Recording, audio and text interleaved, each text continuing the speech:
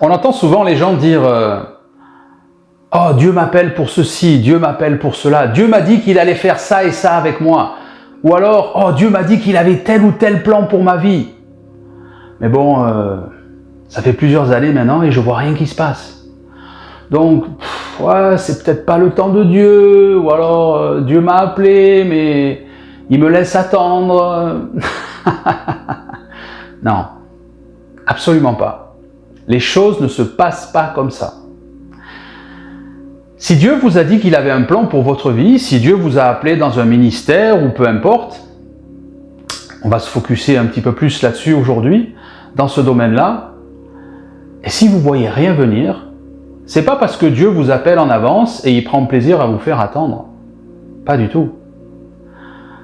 Dieu ne vous met pas dans une salle d'attente pour attendre et bon, ben voilà, maintenant je te l'ai dit, tu vas avoir ce que tu vas avoir, mais il faut attendre. Dieu teste ma patience. Non, il n'y a rien de tel. Rien de tel. Dieu ne teste pas la patience des gens lorsque on ne voit rien venir alors que Dieu m'a parlé pour un ministère particulier, pour un plan particulier. Ce temps-là, je dois l'utiliser. Si par exemple, je vais donner un exemple tout bête, il y a 3 ans, Dieu m'a dit qu'il avait tel et tel plan pour ma vie. Et depuis 3 ans, je ne vois rien. Des fois, j'entends des chrétiens qui disent ça. Mais je ne comprends pas. Dieu m'a appelé, mais c'est long. Oh là là, c'est long, j'attends, c'est long. Ok. Mais si Dieu vous a donné un temps, c'est parce que vous avez besoin d'utiliser ce temps et ne pas rester à rien faire et être dans un mindset d'avoir d'être dans une salle d'attente où voilà, il faut que j'attende, comme si je suis chez le médecin ou chez le dentiste ou peu importe. Non. Si Dieu m'appelle à un certain moment et s'il me donne un certain laps de temps, c'est parce que j'ai besoin d'utiliser ce laps de temps. Et je ne dois pas rester sans rien faire. Parce que c'est pour ça que Dieu appelle des gens, il leur dit, voilà, j'ai ça et ça pour toi, j'ai tel plan et tel plan pour toi. Et les années passent, et les gens ne voient rien, et les gens ne font rien non plus. Et le résultat ne change pas. Et on attend, et on attend, et on attend, et on attend. On va voir avec des exemples bibliques que les gens peuvent changer ce que Dieu a prévu par leur immaturité, par leurs mauvaises attitudes, par leur manque de connaissances, par leur stupidité, parfois. Regardez Paul par exemple. Ok, Paul, sur le chemin de Damas, arrive cette vision, ok, complètement ébloui, Jésus qui lui parle et qui lui dit, ok, je veux t'utiliser, je suis le Fils de Dieu, je veux t'utiliser pour répandre l'évangile. Là, Paul, révélation de sa vie, aveugle pendant 3 jours, il a eu largement le temps de repenser, de ressasser tout ce qu'il a eu dans cette vision, etc., etc. Ananias qui arrive, qui prie pour lui, paf, il retrouve la vue. Et Paul se dit, ok, c'est bon, allez, allons-y, j'y vais. Et il a commencé à prêcher l'évangile. Sauf que ça ne s'est pas passé comme prévu. Parce que les gens ne le croyaient pas. Parce que les gens pensaient qu'il n'était pas sincère. Parce que les gens disaient, ah oui, mais attention, c'est le Paul qui persécute les chrétiens. Il a fait mettre des chrétiens à mort. Il en a fait lapider plein. Donc attention, parce que ça doit être une ruse. Il prêche pas vraiment l'évangile. Il essaye de nous piéger. Faites attention, ne l'écoutez pas. Voilà ce qui s'est passé quand Paul a commencé à prêcher l'évangile. Parce qu'il est parti trop tôt. Alors, je ne blâme pas, j'aurais peut-être fait pareil, si j'avais eu l'honneur d'avoir quelque chose comme ça dans ma vie. Mais il est parti trop tôt. Et donc il s'en est aperçu. Il a vu que ça ne fonctionnait pas. Il a vu qu'il n'y avait pas d'onction. Et il a été dirigé à partir pendant 14 ans en Arabie. C'est ce qu'il nous raconte dans ses épîtres en tout cas. Paul est parti pendant 14 ans en Arabie avec le Saint-Esprit pour être formé. Parce qu'on voit que le Paul qui revient, c'est pas du tout le même Paul qui est parti. Paul a utilisé 14 ans de sa vie avant de pouvoir entrer de manière effective dans le plan de Dieu. Bien sûr, je ne suis pas en train de dire que les 14 ans de sa vie qu'il a passé en Arabie, ce n'était pas dans le plan de Dieu. Bien sûr que c'était dans le plan de Dieu, mais ce n'était pas effectif dans le sens où il n'était pas là à annoncer l'évangile avec des gens qui pouvaient entendre ses enseignements. Donc Paul a utilisé 14 ans de sa vie. David, le roi David, il a utilisé au moins 12 à 14 ans de sa vie. Je crois que c'est plutôt 12. Je n'ai plus les calculs exactement en tête, mais c'est quelque chose comme ça. Dieu l'a appelé, il était berger pour son père. Est-ce que Dieu a utilisé des compétences que David avait déjà? Oui, ça peut arriver ça. Dieu peut vous appeler et utiliser des compétences que vous avez déjà, mais ce n'est pas obligatoire. Parfois, Dieu veut qu'on abandonne certaines compétences que l'on a, parce qu'on ne les utilise pas de la bonne manière, parce qu'on les aborde pas de la bonne manière, par exemple. Donc lui, David, pour protéger les troupeaux de son père, ça lui arrivait de se battre contre un lion, contre un ours, et de manière évidente, il n'a jamais perdu, parce qu'il était toujours en vie. Sinon, il se serait fait croquer tout cru. Mais ce n'est pas ce qui est arrivé. Alors on peut spéculer et penser que de la même manière qu'il a utilisé une pierre avec une fronde pour Goliath, il a peut-être utilisé la même chose contre les lions, contre les ours. C'est possible. C'est possible. Donc on voit que parfois Dieu peut utiliser des compétences que j'ai déjà pour le plan qu'il a pour ma vie. N'empêche que David, à partir du moment où Dieu lui a parlé par l'intermédiaire du prophète, et à partir du moment où il est effectivement rentré dans le plan que Dieu avait pour lui, il s'est passé au moins 12 ans. Et il ne s'est pas passé 12 ans tranquille à attendre, hein. Comme on peut l'avoir aujourd'hui avec des gens qui reçoivent « Ok, merci mon Dieu parce que tu m'as donné cette parole pour ma vie, je sais que tu as un plan pour moi, je sais ce que tu veux faire avec moi. » Et là, pendant 12 ans, j'attends. Ok, voilà, je fais ma vie normale, je vais travailler, j'attends. David, c'est pas du tout ce qui s'est passé, hein. C'était un peu plus tumultueux quand même. Il suffit d'aller relire. Il a dû s'enfuir, il a dû dormir dans des grottes, il a dû se faire passer pour fou, parfois, pour protéger sa vie. Alors qu'avant, il était là, bien tranquille, avec une paille dans la bouche, en train de faire paître les troupeaux de son père. Tranquille. Sa vie a sérieusement changé, hein, depuis que Dieu l'a appelé. Donc ça, c'est des choses qui peuvent arriver aussi. Dieu m'appelle, me montre le plan qu'il a pour ma vie, et wow, j'ai l'impression que tout s'écroule dans ma vie, qu'est-ce qui se passe? Qu'est-ce qui se passe? Ça peut arriver aussi. Je ne dis pas qu'à chaque fois que ça arrive, ça vient de Dieu. Et je ne dis pas non plus que c'est Dieu qui envoie ça dans notre vie, parce que Dieu ne se sert pas de la souffrance. La souffrance n'a aucune valeur éducative. C'est simplement le roi Saül qui a envoyé ça dans la vie de David. C'est pas Dieu, hein. Donc il est possible que Dieu m'appelle à quelque chose et que pendant les années où je suis là, que je dois utiliser pour me former, peut-être que les choses vont parfois aller de mal en pis. C'est possible. C'est possible. C'était pas rigolo tous les jours pour David. Et peut-être que quand un soir il était allongé dans sa grotte et il pensait, il dit, mais mon Dieu, qu'est-ce qui se passe? Je comprends pas. Qu'est-ce qui se passe? Tu m'appelles, tu me montres le plan que tu as pour moi, et là, je suis en train de fuir pour sauver ma vie, et je suis en train de dormir dans une grotte. C'est ça le plan du futur roi d'Israël que tu as pour moi. Peut-être que David a dit ça, c'est possible, hein. Ou peut-être qu'il n'a pas dit, il a seulement pensé. Mais on ne pourrait pas lui en vouloir. Bien sûr que non. Mais il a continué et il s'est accroché. Et il est rentré parfaitement dans le plan de Dieu. Et tout s'est bien passé. En tout cas, du mieux possible. Donc on peut voir que parfois, Dieu peut m'appeler et il y a ce temps qui est là. D'autres vont dire que oui, mais bon, Franck, tu comprends, regarde quand même, quand Jésus était sur terre, il n'y a pas eu de temps de formation pour les apôtres, hein, parce que Dieu a dit, ok, toi, viens, suis-moi. Ah, Matthieu, collecteur d'impôts, ok, arrête ton job, viens essuie-moi.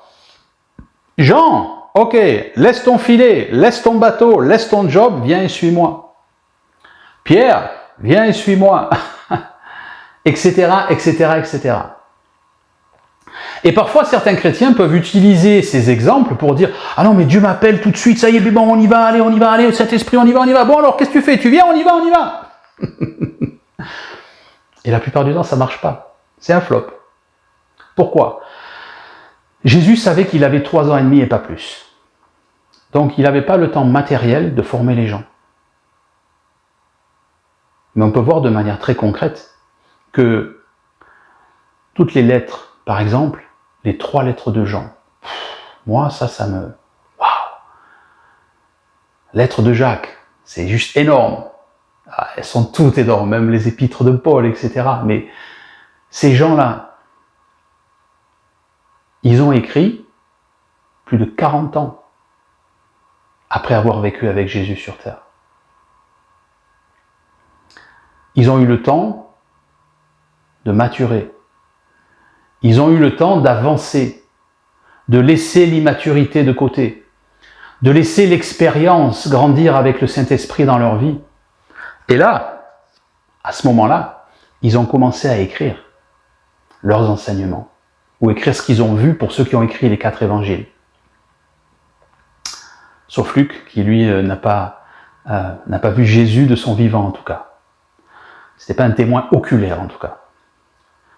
Mais alors la plupart du temps, on peut voir ces gens qui disent « Oui, mais bon voilà, Jésus a utilisé des gens tout de suite. » Ok, d'accord.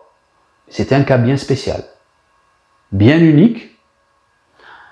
Mais ces gens n'ont pas été dispensés d'utiliser les années après la croix pour continuer à avancer, pour continuer à se former de plus en plus, peut-être changer des manières de penser, acquérir d'autres manières de penser. Mais ce qui est sûr, c'est qu'ils ont utilisé du temps pour se former, pour être prêts, pour avancer. La seule différence avec eux, c'est qu'ils sont rentrés dans ce plan de manière physique, en tout cas tout de suite avec Jésus, et ils ont appris tout de suite sur le tas avec Jésus, parce que c'était un cas bien spécifique.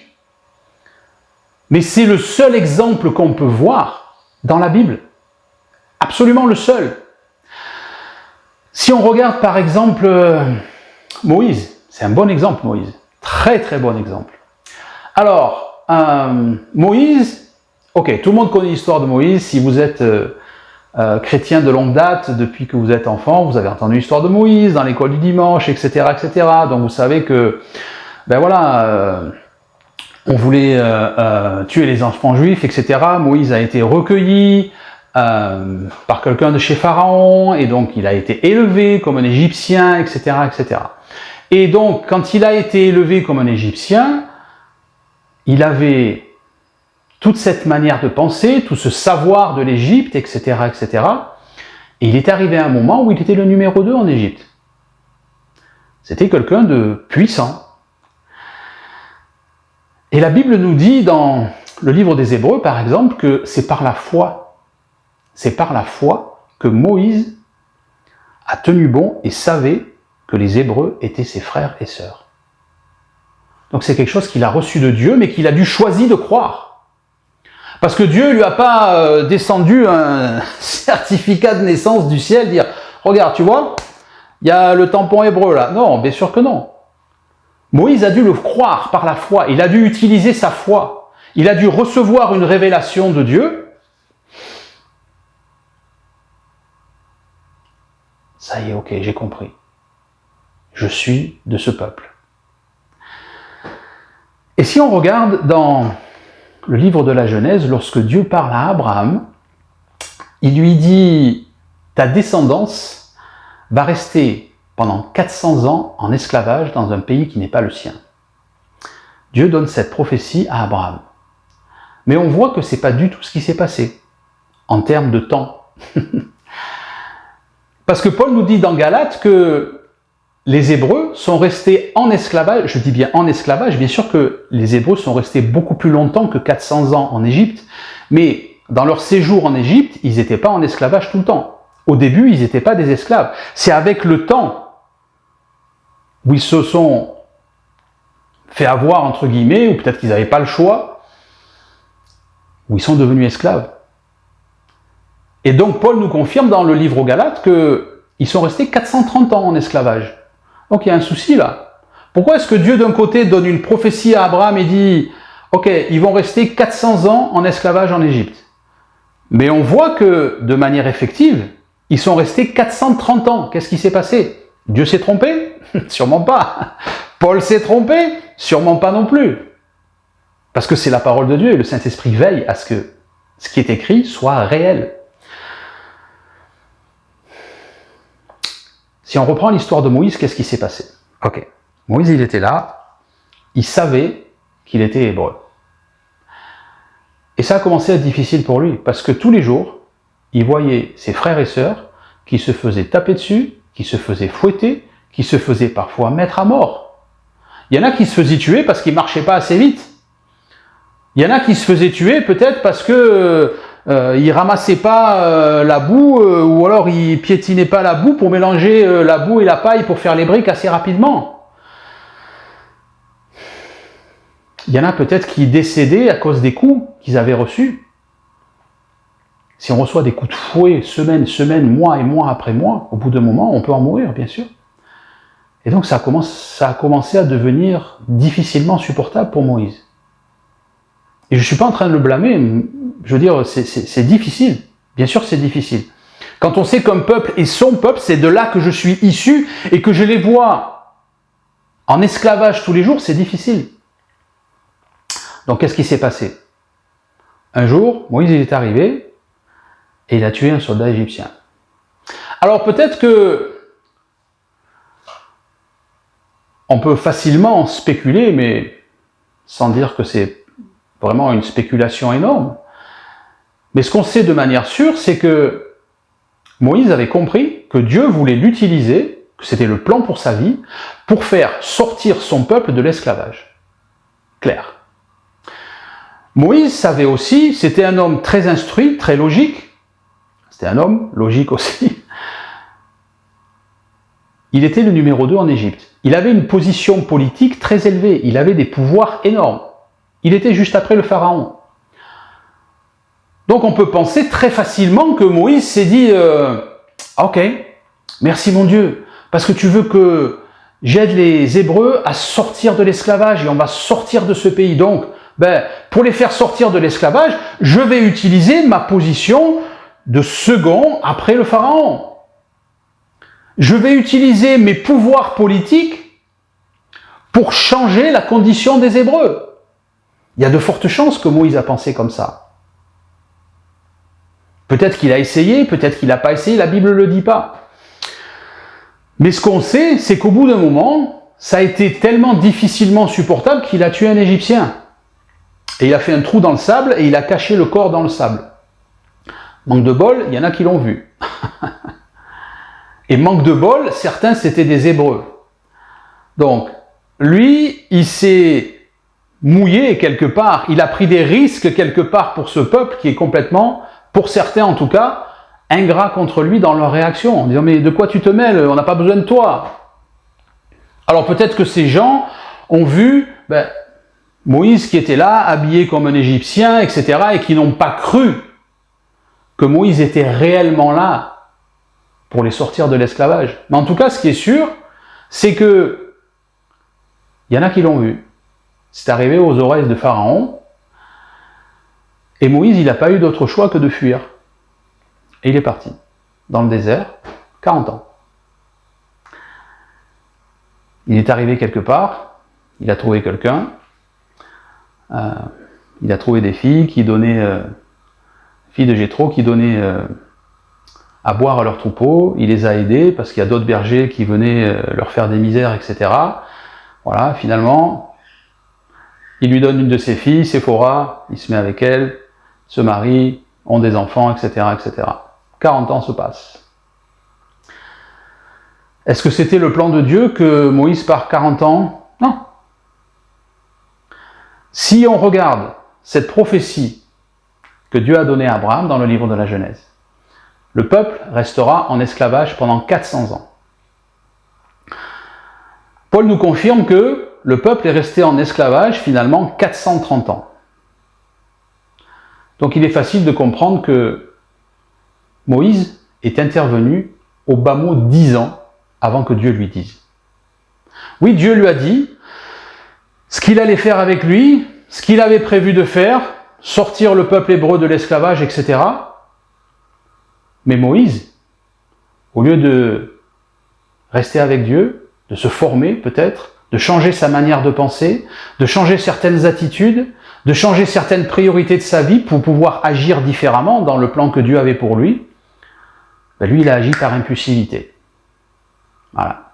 Alors après, je comprends que, comme je l'ai dit tout à l'heure, c'était pas facile de voir ses frères et sœurs, pour certains, se faire tuer régulièrement.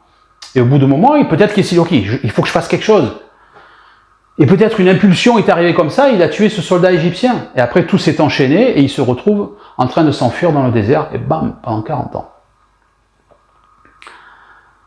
Donc si on voit que le peuple est resté pendant 430 ans en Égypte, si on considère que Moïse a déclenché les choses 10 ans avant, si on enlève ces 10 années aux 40 ans où il est resté dans le désert, ça reste 30.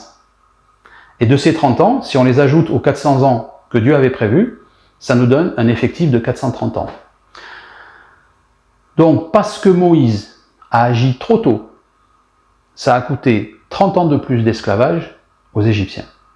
Et même si, encore une fois, il a peut-être fait de bonne foi, il a pas mal fait, bien sûr que, évidemment que Moïse ne s'est pas dit « Non, Dieu, tu m'as dit d'attendre, de ne pas le faire maintenant, de me former, etc. Mais moi, je veux y aller tout de suite. » Non, il n'a pas fait ça, bien évidemment. Bien évidemment. Sûrement qu'il était immature quelque part, impulsif quelque part. Et il a fait ce qu'il a fait. Et ça a coûté 30 ans d'esclavage supplémentaire au peuple hébreu. Et voilà. C'est important de ne pas partir trop tôt. C'est important d'utiliser ce temps. Dieu vous a appelé pour faire quelque chose, très bien. Vous voyez rien qui se passe, ok. Ça ne veut pas dire que vous n'avez rien à faire. Ça veut dire qu'il y a un job qui est là et qui vous attend et que vous devez vous former. Ça veut dire que vous devez changer. Ça veut dire que vous devez modifier des attitudes, des manières de penser, des manières de faire. Ça veut dire que vous devez peut-être emmagasiner de la connaissance, suivant ce que Dieu vous appelle à faire. Mais ce qui est sûr, c'est que Dieu vous a pas mis dans une salle d'attente. Oh, mais tu comprends, c'est pas le temps de Dieu, hein, donc j'attends. Mais bon, ben Dieu, c'est comme ça, tu sais. Dieu, il dit les choses et après, bon, il teste notre patience. Non. Bien sûr que non. Dieu ne fait pas ça. Si Dieu nous met dans un temps où il n'y a rien qui se passe, c'est que j'ai quelque chose à faire. C'est qu'il me donne ce temps pour que je puisse l'utiliser. Encore une fois, je ne vais pas me répéter, pour grandir, me former, changer ma manière de penser, etc., etc., etc. Donc maintenant, vous comprenez que si Dieu vous a appelé à quelque chose et que vous ne voyez rien venir, vous avez quelque chose à faire.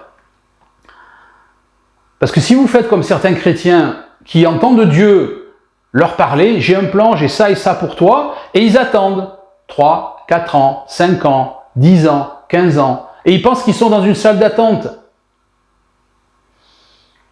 Oh mon Dieu, je comprends pas, mais tu m'as dit, j'en suis sûr.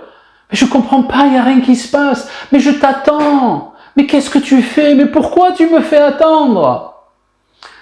Mais si ces gens rentraient profondément dans la présence de Dieu et mettaient leur manière de penser sur neutre, oubliaient leurs préjugés, leurs pensées de oh, je suis dans une salle d'attente, etc. Ils pourraient entendre Jésus qui dit mais non, c'est moi qui t'attends. Alors, qu'est-ce que tu fais? Forme-toi. Utilise ce temps pour changer, pour être transformé, parce que sinon tu ne seras pas prêt. Oui, c'est quelque chose comme ça qu'ils entendront. Est-ce que Dieu utilise certaines compétences que j'ai déjà? Oui, c'est possible, comme je l'ai dit avec David par exemple. Rarement le cas de mon expérience et de ce que je vois autour de moi, mais c'est juste mon avis. La plupart du temps, il faut changer. il faut être transformé. Quand j'étais jeune chrétien, un jour j'étais en train de prier et le Saint-Esprit me dit « Ok, je veux t'utiliser dans la musique ». Je ne connaissais rien à la musique, j'aimais la musique, écouter de la musique comme tout le monde, etc. Mais jouer d'aucun instrument, rien du tout. Et je prie et je continue.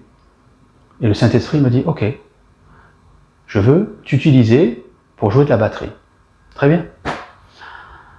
À partir du moment où le Saint-Esprit m'a dit ça, et à partir du moment où je me suis retrouvé derrière un kit de batterie en train de jouer devant des gens, il s'est passé quelques bonnes années, au moins 3 ou 4 ans je pense. Pendant 3 ou 4 ans, j'ai rien vu. Mais qu'est-ce que j'ai fait? Quand j'ai entendu ça, je suis allé m'inscrire au conservatoire de musique et j'ai appris. J'y suis resté 7 ans et pendant 7 ans, j'ai appris. Et c'est pas parce que j'ai continué que j'ai arrêté d'apprendre. J'ai continué. Parce qu'au bout de 4 ans, et encore, je me rappelle ce jour-là, dans l'église où j'étais, on discute avec les gens, etc. Donc les gens savent. Les gens savent que j'étais au conservatoire de batterie, etc. Et que j'apprenais la musique depuis plusieurs années. Et un soir, je me rappelle, c'était une réunion de jeunesse, et il y avait le responsable de réunion de jeunesse qui dit oh Franck, allez viens, monte sur l'estrade, joue de la batterie ce soir, etc. Je dis non, c'est pas le moment, je suis pas prêt. Et moi, j'étais jeune, immature, et voilà, je savais pas trop dire non. Alors, pour ceux qui me connaissent, qui vont me dire non, Franck, tu sais dire non. Oui, bien sûr, mais cette fois, j'ai pas su dire non en tout cas. Et je me rappelle, je suis monté et j'ai joué. Mais c'était pas exactement le bon moment, quoi. Bon, il n'y a rien eu de dramatique qui s'est passé, parce que j'ai continué à me former, j'ai continué à apprendre, etc. Mais tout ça pour dire que le Saint-Esprit m'a révélé un plan qu'il avait pour moi, je suis pas resté sans rien faire. J'ai pas dit, ok, bon ben, télécharge-moi toutes les compétences pour avoir des poignets super rapides et des chevilles super rapides et d'avoir une indépendance de mes 4 membres parfaite. Non. Parce que si j'avais demandé ça, je serais encore en train d'attendre. Et aujourd'hui, 35 ans easy plus tard, je serais en train de dire, je comprends pas, le Saint-Esprit, je suis sûr qu'il m'a dit qu'il voulait m'utiliser dans la musique. Ça fait 35 ans, je ne vois rien venir. Et j'aurais perdu mon temps et je me serais fait avoir par Satan. Et par mon immaturité et par ma stupidité. Utilisez le temps que Dieu vous donne. Dieu ne vous met jamais dans une salle d'attente. Il y a toujours quelque chose à faire. Et c'est à vous de découvrir ce que vous avez à faire. Utilisez votre logique. Dieu vous appelle pour quelque chose, posez-vous les bonnes questions. Est-ce que j'ai des compétences à acquérir? Est-ce que j'ai des choses à changer dans ma manière de penser? Est-ce que j'ai des priorités à changer dans ma vie, par exemple? Ouais. C'était... Alors, je ne veux pas dire de bêtises, mais peut-être 25 ans plus tard. Même plus. Enfin bon. Je suis pas très bon dans la mémoire des chiffres, des dates. Il y a des gens, parfois, ils se rappellent, oui, le 12 juillet 1972. Moi, je suis pas du tout comme ça. J'ai pas la mémoire des dates. Donc, tout ça pour dire que je pense à au moins 25 ans plus tard, où le Saint-Esprit me montre que il voulait m'utiliser pour l'enseignement. Monter ce ministère, tu monteras ce ministère, tu l'appelleras la vraie bonne nouvelle. C'est lui qui m'a donné le nom. Ok. Et je me suis formé. J'ai passé du temps à étudier, à lire plein de choses, à étudier la Bible, à passer du temps avec Dieu pour le comprendre. Je suis loin de l'avoir compris encore aujourd'hui, mais un peu plus qu'avant. Et j'ai utilisé ce temps. Et j'utilise toujours ce temps. Pourtant, Dieu m'a parlé pour certaines choses plus de 10 ans avant. Alors, comme je dis souvent, il faut croire que j'en avais une grosse couche sur la tête à supprimer, parce que il m'a fallu plus de 10 ans pour certaines choses. pour acquérir certaines choses. Mais en tout cas, mes proches aujourd'hui, les gens qui me connaissent bien, aujourd'hui ils disent « Waouh, pas le même ».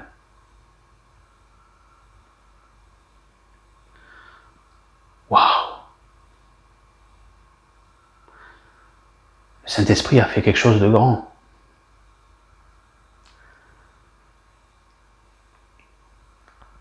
Je voulais dire un autre truc, mais je vais pas le dire parce que... Ok.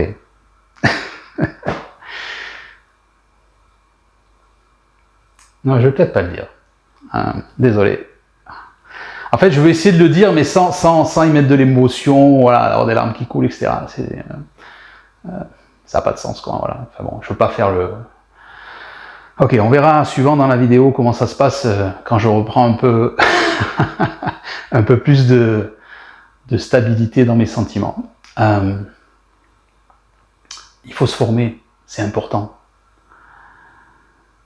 Et quand on se forme, on voit que les gens changent. Parce que Dieu ne nous utilise pas comme on est.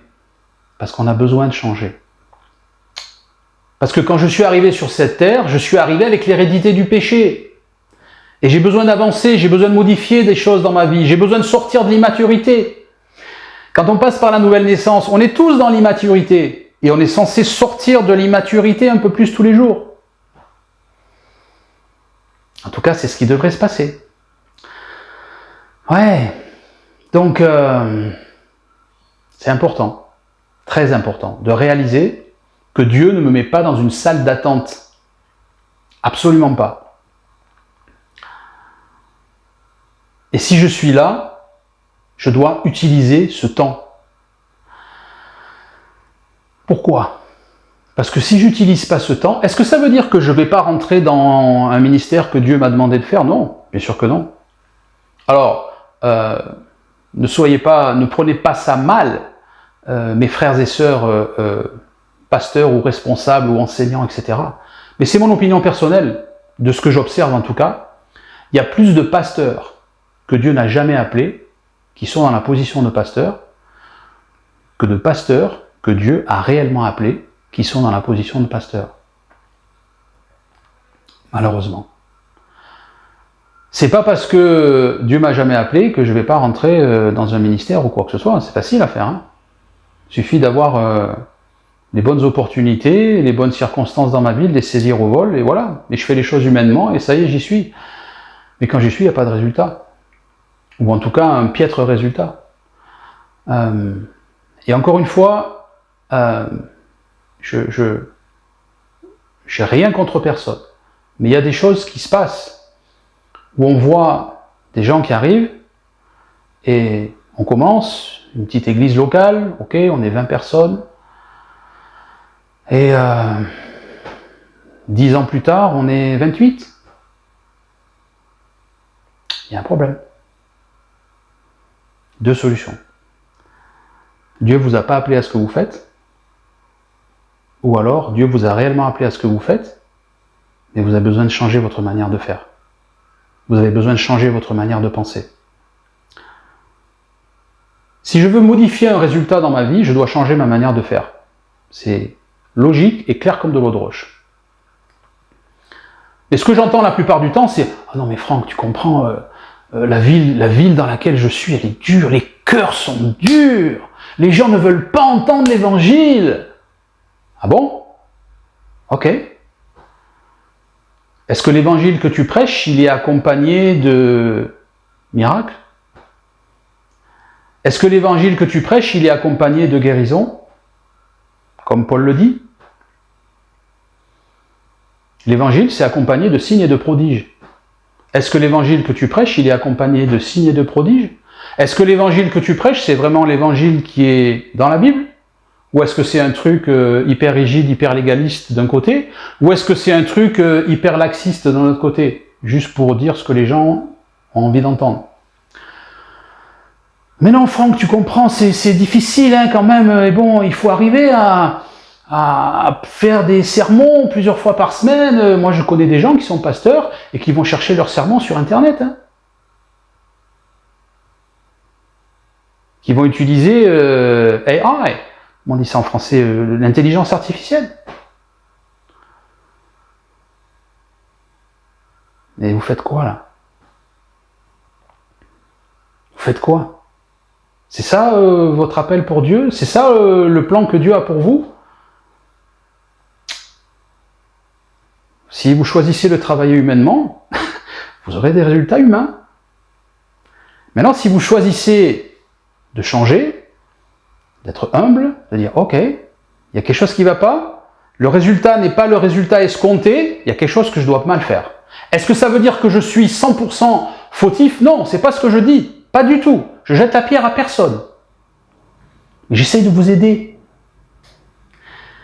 Est-ce que je dis que toutes les petites églises, c'est pas normal? Non, bien sûr que non. Si une église commence, elle commence. Référez-vous à mon enseignement il y a quelques semaines qui disait que tout commence petit. Donc si je commence une église locale, ou peut-être si je commence un groupe de maisons, ben ça va commencer petit et c'est normal. Mais si 15 ans après, j'ai 3 personnes en plus, il y a problème. Il y a problème. Ou si les gens ne restent pas, il y a problème. Encore une fois, est-ce que ça veut dire que si les gens ne restent pas, ça veut dire que je suis le fautif? Non. Non, il y a des gens aussi qui sont stupides et qui sont immatures et qui se frustrent pour rien. Il y en a plein, oui, bien sûr. Bien sûr. Mais je dis simplement que quand Dieu m'appelle à quelque chose, il y a du résultat. C'est important d'avoir du résultat. Et encore une fois, je ne suis pas en train de dire que on doit avoir des églises locales de 5000 personnes minimum, etc. Non, parce que moi je connais des églises locales de plus de 5000 personnes qui sont mortes. Ah oui, d'accord, il y a 5000 personnes. Je veux dire par là que ce n'est pas forcément le nombre qui fait la qualité, mais ça me donne un baromètre. S'il y a des gens qui se rajoutent, c'est bon signe. Alors après, bien sûr que dans certains endroits, et je fais une parenthèse, c'est facile de dire aux gens ce qu'ils ont envie d'entendre. C'est facile de... Moi, je pourrais faire des enseignements qui plaisent à la chair. Hein. Je pourrais faire des vidéos d'enseignement pour dire ok les gars, vous voulez que je prie pour vous? Alors venez là, ok, je vais prier au nom de Jésus, là, là, là, là. Et puis je peux invoquer plein de trucs. Voilà, les cancers, les tendinites, le mal de tête, les migraines, etc. Oui, bien sûr. Bien sûr. Et j'aurai, je sais pas... des followers multipliés par 100, bien évidemment. Bien évidemment. Mais à LVBN, on a choisi de faire ce que la Bible dit. Est-ce que je suis en train de dire que la Bible ne dit pas qu'il faut prier pour les gens, pour des guérisons, etc. Non, c'est pas ce que je dis. Je dis que la Bible nous montre que chacun doit avancer dans une autonomie en Jésus-Christ. Parce que tant que j'ai des frères et sœurs à côté de moi, tout va bien. Mais le jour où je suis tout seul, je suis tout seul. Et si je n'ai pas une relation profonde avec le Saint-Esprit, je ne vais même pas pouvoir utiliser ma relation avec lui. Dieu nous veut autonomes en Jésus-Christ. Je ferme ma parenthèse. Donc c'est important, très important, de bien réaliser que Dieu ne me met pas dans une salle d'attente et que je ne suis pas là à attendre. Ça, c'est un piège démoniaque qui veut simplement vous garder paralysé et que le temps passe. Rappelez-vous ce que je dis souvent, tout le monde a un compte à rebours au-dessus de la tête. Tout le monde. Tout le monde. Et ça tourne en permanence. Personne ne peut l'arrêter. C'est le temps qui passe. Et un jour, 0. J'arrive dans la gloire, si je suis né de nouveau. Mais on ne sait pas quand est-ce que ça va s'arrêter. Satan, il essaye de nous faire perdre le plus de temps possible. Donc aujourd'hui, mon but dans cet enseignement, c'est pour vous de comprendre déjà que si Dieu vous a parlé, si Dieu vous a appelé à quelque chose et que vous ne voyez rien venir, c'est que vous avez un job à faire. Donc, occupez-vous de savoir qu'est-ce que vous avez à faire. Est-ce qu'il faut que vous alliez vous former quelque part? Est-ce qu'il faut que vous alliez encore plus profond dans votre relation avec Dieu? Ça vous fera jamais de mal, hein, de toute façon, donc c'est toujours bien de le faire. Est-ce que vous devez aller plus profondément dans l'étude de la Bible? Bien sûr. Je sais pas, vous êtes musicien, quelqu'un vous appelle et vous dit « Oh, ok, ça serait bien que tu fasses de la louange, etc. » Dieu vous confirme ça. Voilà, j'ai un plan pour toi, je veux t'utiliser dans la musique pour la louange, etc. Parfait. Est-ce que ça veut dire que vous allez jouer devant 10 000 personnes 2 mois plus tard? Non. Très peu de chance. Très peu de chance. Par contre, vous devez vous former, vous devez avancer. Tout commence petit. Mais c'est pas parce que tout commence petit que je dois stagner. Et Dieu n'utilise jamais du temps pour rien. S'il m'a appelé pour quelque chose, c'est à moi de bien faire attention d'être prêt au bon moment. On a vu avec l'exemple de Moïse que si je suis trop en avance, je vais modifier les choses. Mais si je suis trop en retard, je vais modifier les choses aussi. Parce que, comme je dis souvent, le plan B n'est jamais comme le plan A. Et alors, il y a des gens qui... il y a des choses qu'on peut entendre, voilà, parfois, des chrétiens qui parlent et qui disent « Non mais bon, tu sais, il faut arrêter d'essayer. Laisse Dieu faire. Arrête d'essayer. Laisse Dieu faire. » Et je comprends parfois ce qu'ils veulent dire, ces gens-là. Ou dans certains enseignements ou des titres comme ça, arrête de faire, laisse Dieu faire. C'est tellement stupide. Parce que celui qui ne comprend pas, celui qui a besoin de cet enseignement, ben, il n'a pas la connaissance, sinon il n'aurait pas besoin d'enseignement. Et quand il va lire un truc comme ça, il va dire « Ah ok, donc ben, j'attends que Dieu fasse. Ok, ben, tu peux attendre 20 ans ou 30 ans. Et rien ne se passera. » Pourquoi? Encore une fois, si vous vous référez à une vidéo précédente, le libre choix, tant que j'exprime pas mon libre choix devant Dieu par la foi, il n'y a rien qui se passe. Le Saint-Esprit ne vient pas ajouter son surnaturel dans ma vie pour que je puisse avancer. Donc c'est à moi de décider. Et non pas de dire « Oh non mais il faut arrêter d'essayer. Hein. » Ok. Alors, oui la Bible dit ça. D'une autre manière. Mais elle dit ça dans le sens où il ne faut pas simplement essayer avec mes propres forces. Parce que si j'essaye avec mes propres forces, ben, je vais utiliser quelque chose d'humain, donc j'aurai un résultat humain, c'est tout. Je n'aurai pas un résultat surnaturel. Donc, quand j'entends des choses comme « Oui, mais il faut arrêter d'essayer, il faut laisser Dieu faire. » Laisse Dieu faire, n'essaye pas de changer, laisse Dieu faire. Alors ça déjà, si c'était vrai, au bout d'un moment, tout le monde serait parfait. Parce qu'au bout d'un moment, si on doit vraiment Dieu laisser faire sans essayer, ben au bout d'un moment, Dieu viendrait et transformerait les gens. Est-ce que c'est ce qui se passe? Pas du tout. Pas du tout. C'est à moi de déclencher les choses. Si Dieu m'appelle à quelque chose, si je ne décide pas de me former, ben dans 20 ans, j'en suis toujours au même point. Si je ne décide pas de changer ma manière de penser dans certains domaines où le Saint-Esprit me le montre, ben dans 20 ans, je suis toujours au même point.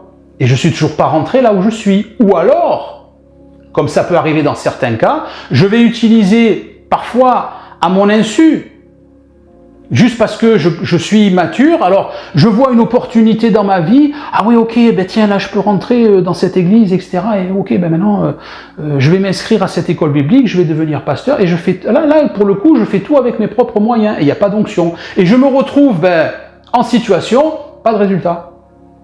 Et alors qu'est-ce que je fais? Je trouve des bonnes excuses. Je ne dis pas que les gens le font sciemment, mais tu comprends, les cœurs sont durs, mais tu comprends, c'est difficile.